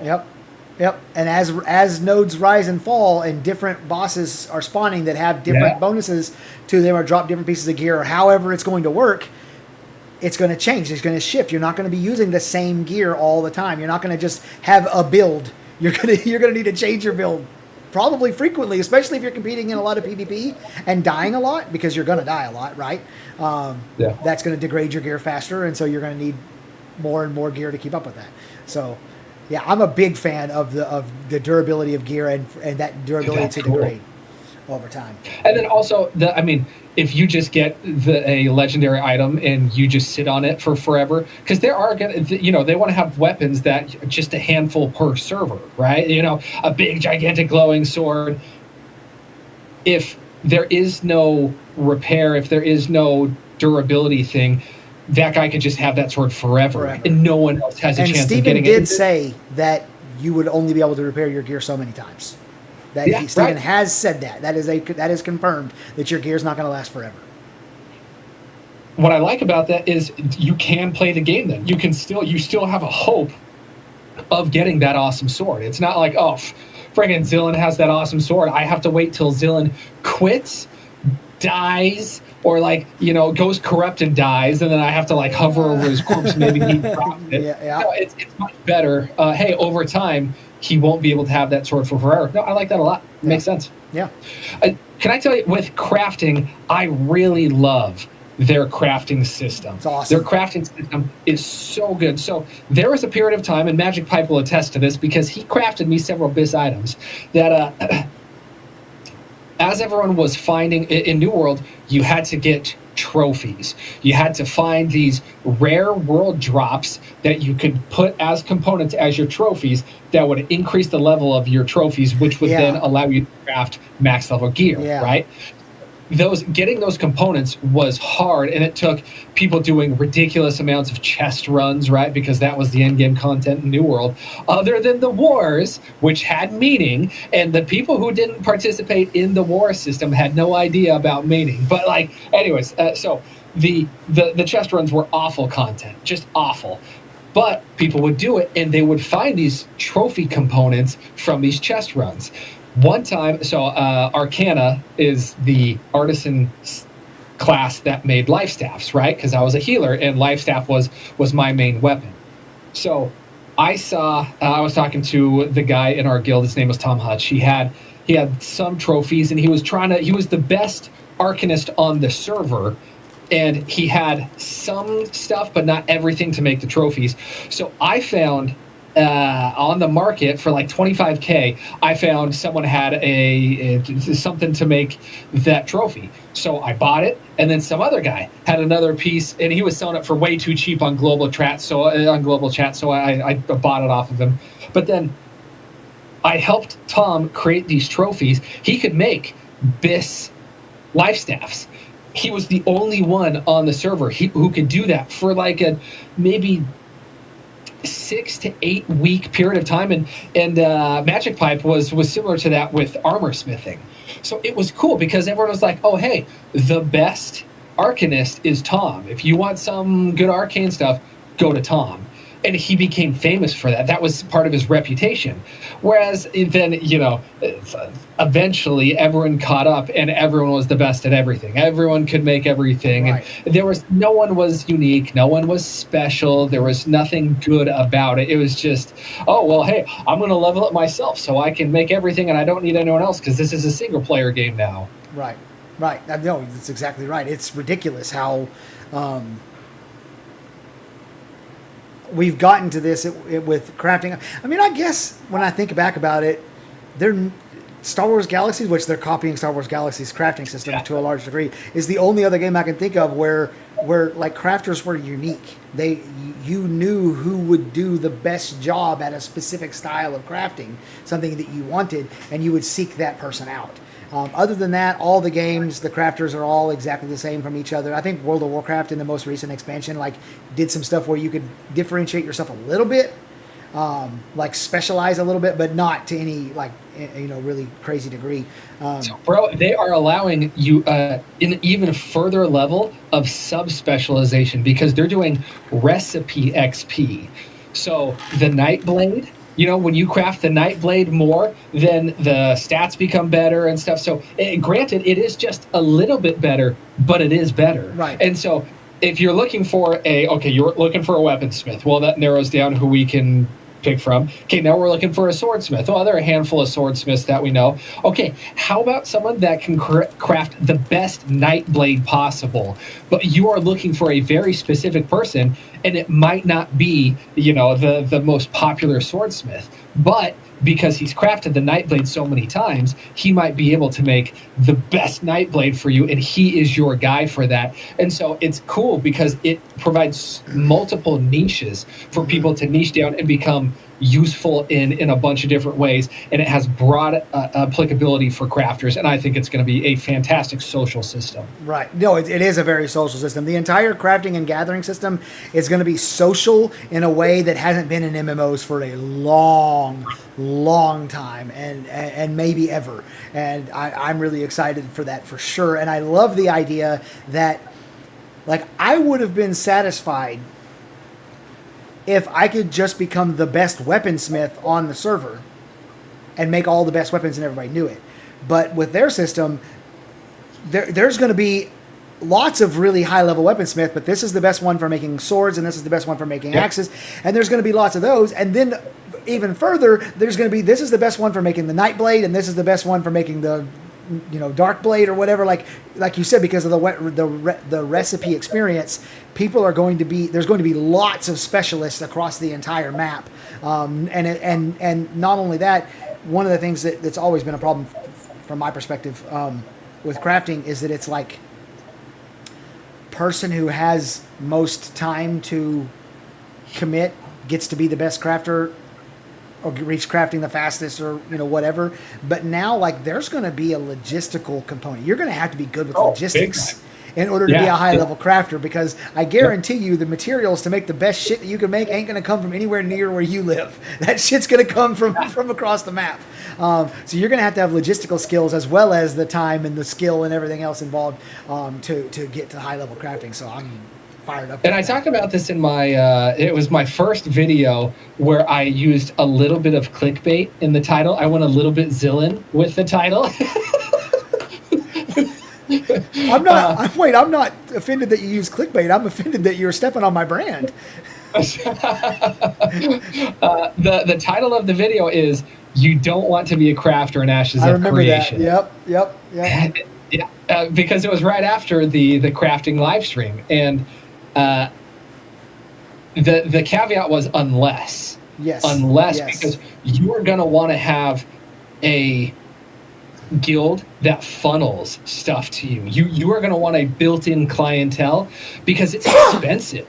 To become a top-level crafter, that's expensive. To become a top-level gatherer, it's just time, right? That's all you have to do is just put in time. Go pick your flowers, go mine your whatever. You can do it all on your own. Processing takes maybe a little bit of know-how, but it doesn't really take a ton of money per se, because if you're doing it the right way, you're buying raw materials and you can sell them for at least equal to what you bought the stuff for, at least. But with crafting, it is, you are pouring money into that to level it, because you can't level it otherwise. It has to be, you have to be getting fed the resources for it. That's why if you're on the top of the wave, that's best for crafting. Otherwise, you better make sure you're being fed a lot of stuff. Right. I mean, the top of the wave is going to be people who are fed a lot of stuff. That's what the top of the wave is going to be. Whenever I do my interviews for people wanting to join my guild, one of the things I let them know is, look, we're going to have, I don't know, I haven't worked out the details yet, but we're going to have some type of system where everybody's going to be donating all of their materials to the guild, and the guild is going to be crafting, and we'll give you gear in lieu of the materials, but you need to, and if you're not good with that, then go find another guild. And so far, only one person was like, I'm not doing that. And I was like, all right, well, have fun playing solo. And everybody else is like, yeah, that's how it's going to work. So I kind of expected that. And I'm like, good, because that's what we're doing. Yeah, man. And there's a lot of what's interesting. There can be some embezzlement with guilds, and this guy. We have two guys that are trying to be the best weaponsmith. Let's funnel everything to one of the two, right? Like that's going to be an interesting tightrope to walk. And I will be fascinated to see how organized chaos manages everything. In a organized and chaotic way, I can absolutely assure you. Okay, this is a very simple test, not test. It's a simple measuring stick. Communist. Just watch any video I've ever put out, and then think about a guild run by that person, and that's exactly what you're going to get.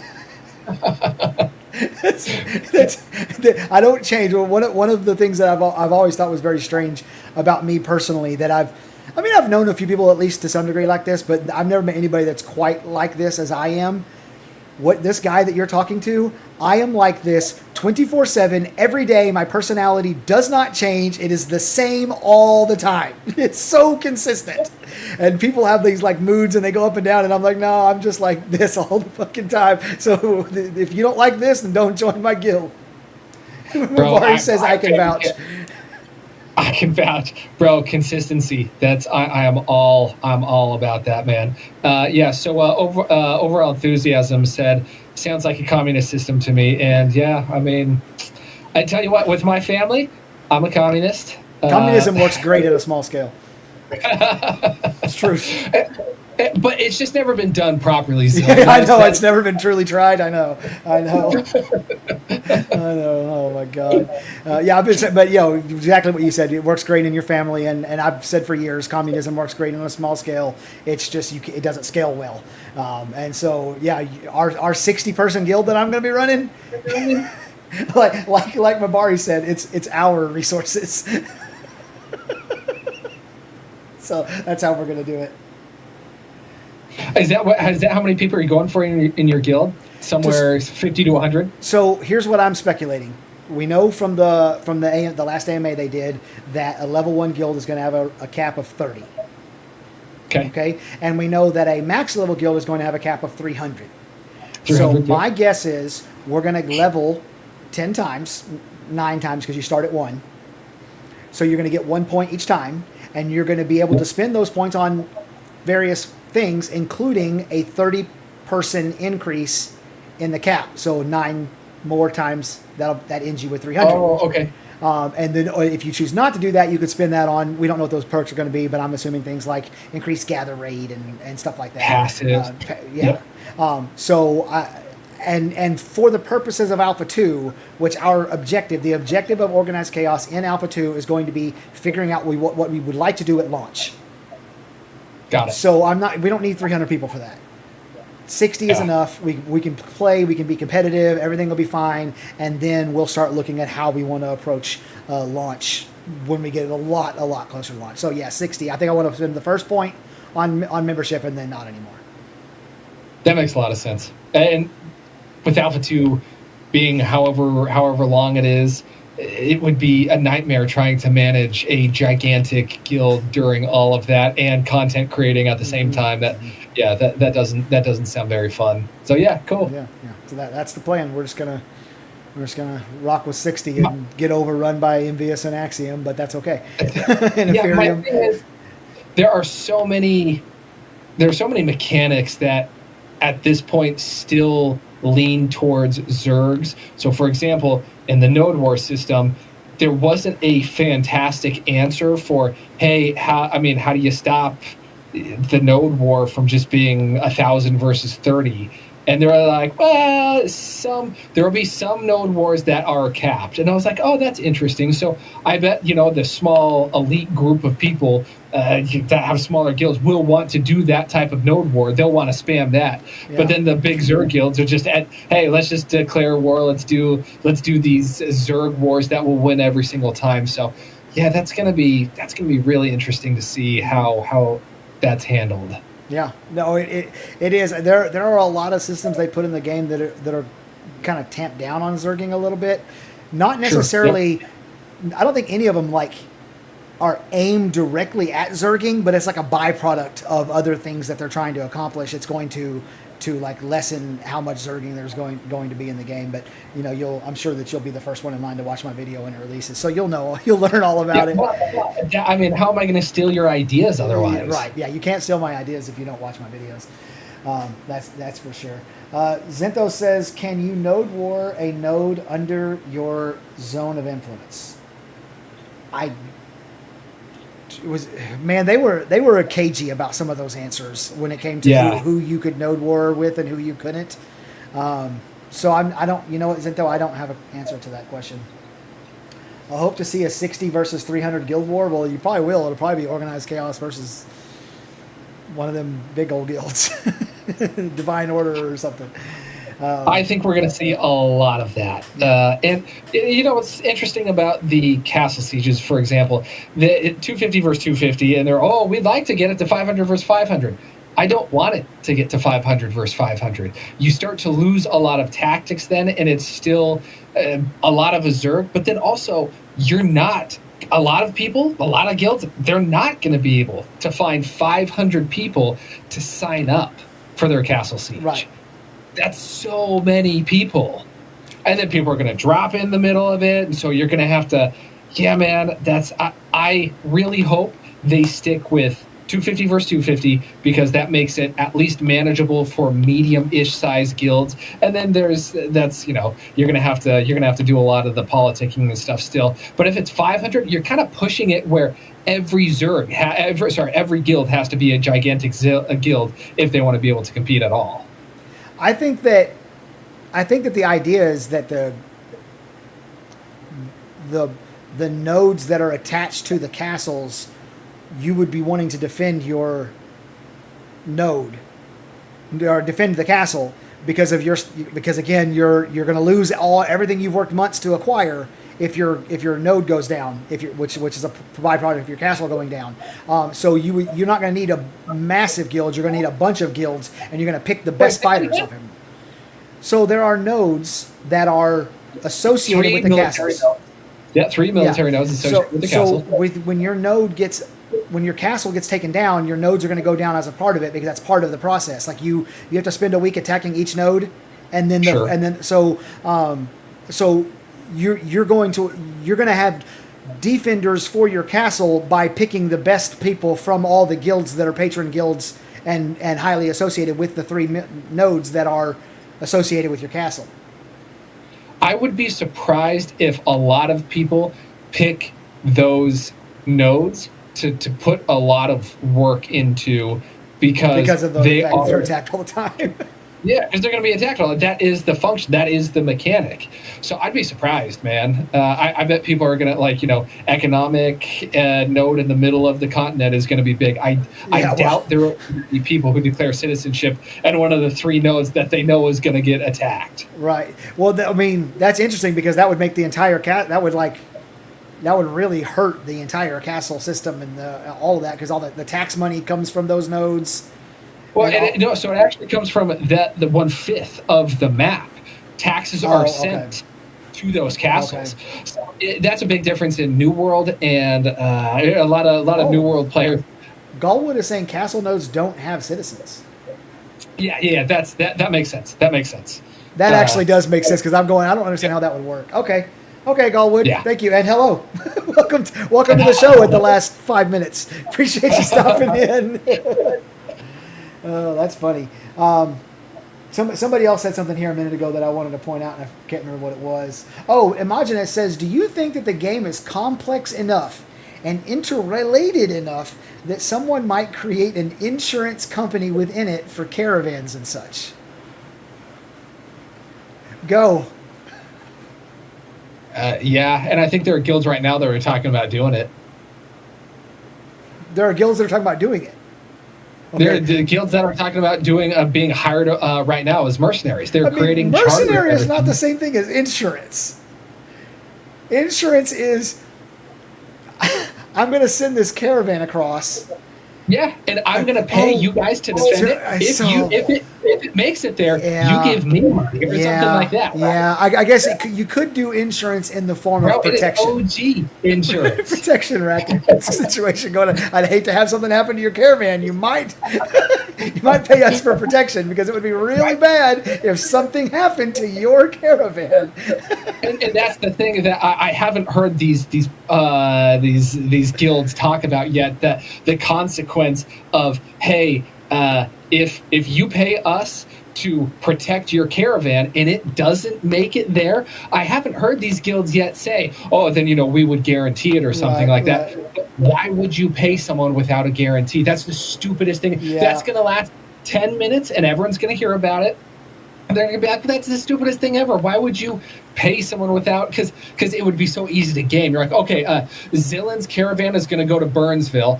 Me and Magic Pipe say, hey, Zillin, give us 500 gold and we'll protect your caravan. We're not going to guarantee it gets there or anything. We're just going to stand by and look at it as it gets attacked. And we make money no matter what. That's the dumbest thing I've ever heard. I hadn't thought about it from that perspective. That is true. So I guess the answer to Homogeneous' question is yes, people are already planning that. Even if they're not calling it insurance yet, they're currently calling it a mercenary guild. And eventually it's going to be an insurance guild, and then it's going to be a protection guild. That's the route we're going to go with. They're going to come. Magic says, I feel pretty good about that situation. I'm sure you do. The problem is, though, that you have to go to Burnsville. So, you lose no matter what if you got to go to Burnsville. You want that good sticky icky? Come to Burnsville. We got lots of that. Mavari says, "Will there be dueling without consequences?" I would just bet anything. I think so. Yeah. I think there's even an arena for that, if I remember somebody talking about that. But it wouldn't surprise me one bit if you could right-click on somebody's, portrait and choose duel, and it offers them a duel, you accept, and then, bam, right there, you duel. And if it doesn't have that, then we all need to yell and scream in Alpha 2 to make it happen, because that's going to be an important tool for, getting better at... And also figuring out, because... there are going to be waterfall stats. There are going to be different mechanics. We have to figure out how those things work because sometimes there's going to be bugs, right? It's not really going to work in a lot of ways. Yeah. So I remember I was testing. I was doing some testing with some heal builds, and I was the first one to figure out that this perk, which was a fairly significant perk for a healing ability, wasn't actually working. And I took to the forums about it. I posted, and everyone, I said, "Hey, this perk isn't working." Everyone was freaking out. No, this is working. This is working. And then, sure enough, slowly people are like, "Oh, no, he's right." And then a video got made about it. Reddit post got made about it, and then the devs 6 months later fixed the perk. It was very new world. So we're gonna need to be able to duel because that's a big part of figuring out bugs. Right, and it's also a big part of just getting better at the game. I told this story one of my previous streams, but there was this guy. It's so funny that his name was Amy. Amy Auditore was the name of his character in SWTOR, and he was a Sentinel, which is the double lightsaber wielding melee fighter. And I was on a Sage, which is the Jedi Consular, that shoots pebbles and bolts of air at people and stuff.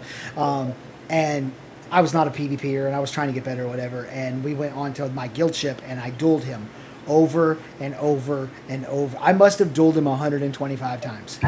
I did not win a single time. Not one. Matter of fact, I got him below 40% health a couple of times. You know what I mean? That's as close as I got. However, so yeah, you think, okay, well, what'd you learn from that? I started whooping ass in queued PvP. I understood Okay. my class and understood what to do way better. He was just an absolutely elite player in both PvP and PvE, and so I never could overcome that advantage that he just naturally had or whatever. But it made me so much better, and so you need to be able to duel in games. I think that's a very, very important, and I can't imagine they don't have it already in the game. Yeah, they've got to. That was the thing in New World, right? You sit outside Windsward and you do the dueling, and that was a fantastic way to sharpen your skills. Yeah, man, it's super necessary. I got one question for you. Okay. How do you feel about? Oh shoot, I can't. Here's the problem. I don't agree with this idea, so I have a hard time even framing You've been it. articulating it. Clonage, thank you for the follow. Appreciate it. How do you feel about how PvP can interrupt PvE, but PvE can't interrupt PvP? The Vertec opinion. Sorry, I'm just going to say it's the Vertec opinion. It is the Vertec opinion. And I will say that to some degree he's right. I think by the very nature of what PvP is, it is interruptive, where PvE is not. So, like, to some degree, he's right. And I don't even think that there is a solution to that problem, like a real solution, if you want to call it a problem. I think what I would come with is it's just not a problem. I think that would be my counter to it is, yeah, he's right that you can't interrupt PvP with PvE because PvE is interacting with the environment, not with players. So like it can't happen. You can't interrupt PvP with PvE. It just doesn't work. Training mobs over them, I guess, but that's not really PvE. That's like I would classify that as PvP. It's just asymmetrical PvP or something like that. So yeah, you can't, but it's not a problem. Like, just play the damn game. What if Tumok? What if Tumok rolls onto you in the middle of your node war, right? You're fighting in a node war, and Tumok wanders in. Hey, your PvP just got interrupted by some pretty significant PvE. Yeah, but like, even that isn't you interrupting their PvP. Right. It's the game. But I guess that's environment. So I guess. Sure. There you go. Random strolling world bosses walking into PvP that's happening is the one way that PvE can interrupt PvP. Okay, there you go. There's your answer. Do you feel like there is enough PvE in the game? From what we know of it so far.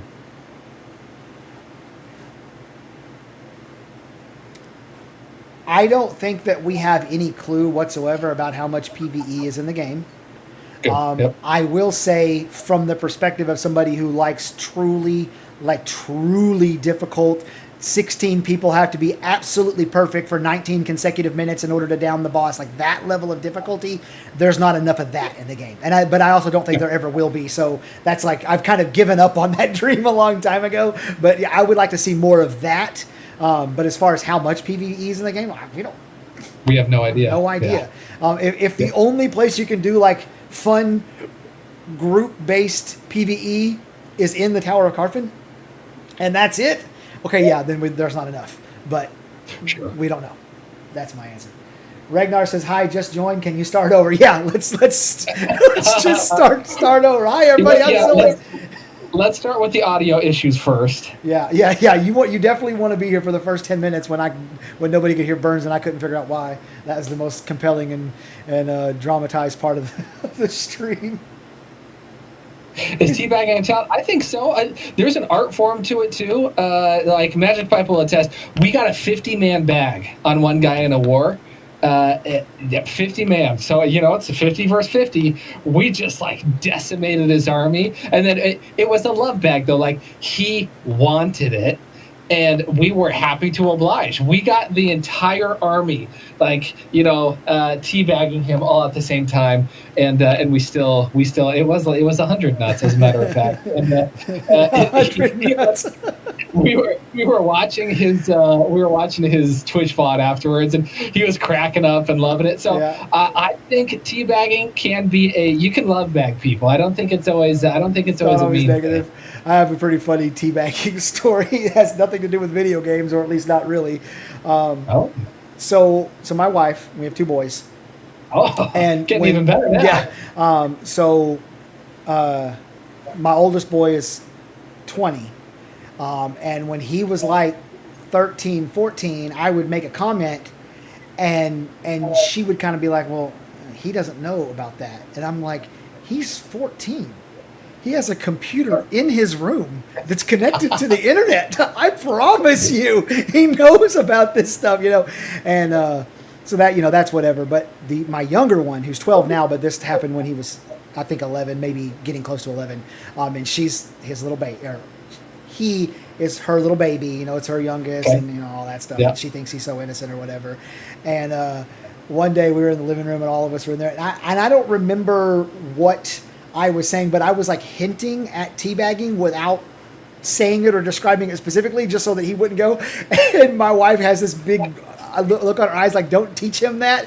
And he looked right at her and goes, what, are y'all talking about teabagging? And my wife lost it. She was not happy at all that he knew what teabagging was at 10 or 11 years old.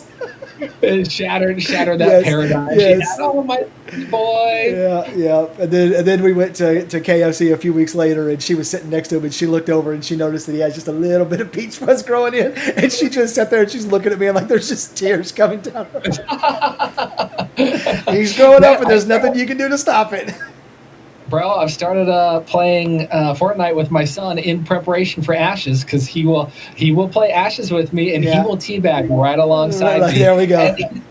And he's gotten scary good. He's 9 years old, and he's gotten scary good at Fortnite already. Good. And it's amazing to see. Yeah, so, awesome. dude, I think Gen Alpha might really enjoy Ashes. Yes, yeah, no doubt about it. Well, I think that if we have a central theme that we can learn from this stream today, it's that the family that games together stays together. So everybody go teabag people with your kids, everybody. All right.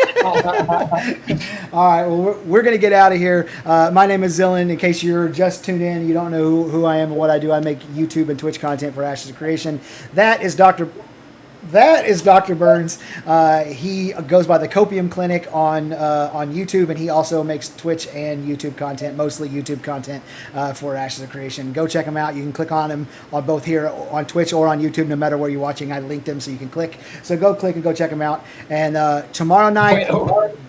Go ahead. Last words. Go ahead. What you got? I was just gonna say, you could put a vote up to raid Willie or Thogli. Man. Oh, is Q? No. Oh, Q will be on tomorrow. Willie, yeah, sorry. Willie don't. Theory Forge is on. Theory Forge is on. Willie don't need our help. He's doing fine. We did Theory Forge last time. Let's do Thogli this time.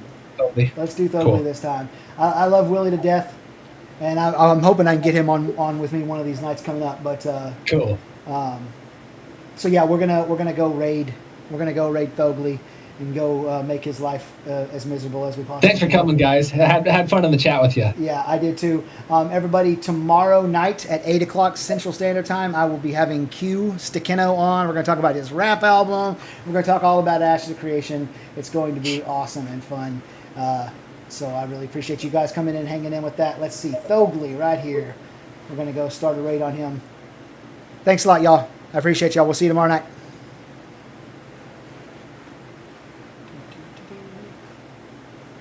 Let's go right now.